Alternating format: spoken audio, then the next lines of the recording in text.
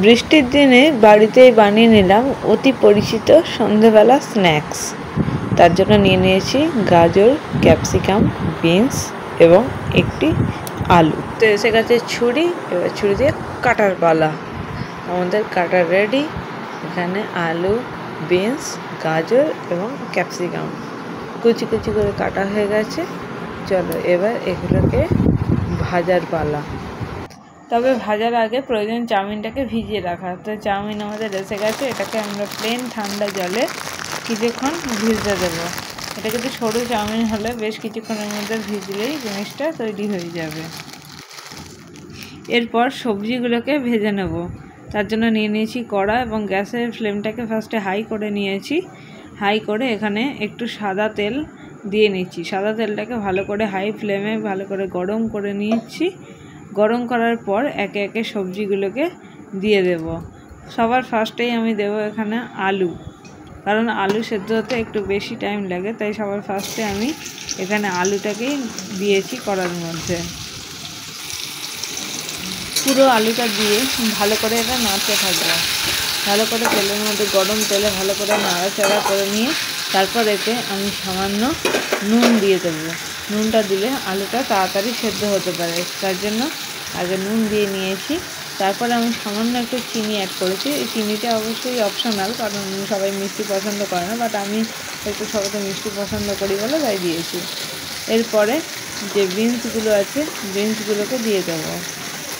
আলু নাড়াচাড়া করার পর ভালো করে সমস্ত বিনসটা দিয়ে সেটাকেও ভালো করে নাড়াচাড়া করে নেব।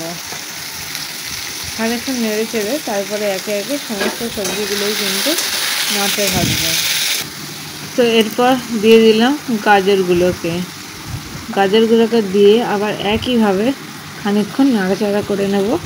গাজরগুলো নাড়াচাড়া হওয়ার পর তারপরে আমি এখানে যে আর একটা সবজি বাকি রয়েছে ক্যাপসিকাম, সেই ক্যাপসিকামটাও দিয়ে নেব। দিয়ে ভালো করে খানিকক্ষণ নাড়াচাড়া করতে থাকবো যাতে এটা ভালো করে সেদ্ধ হয়ে যায়। সব কিছু সবজি আমার দেওয়া হয়ে গেছে, এবার এটা ভালো করে নাড়ার পালা।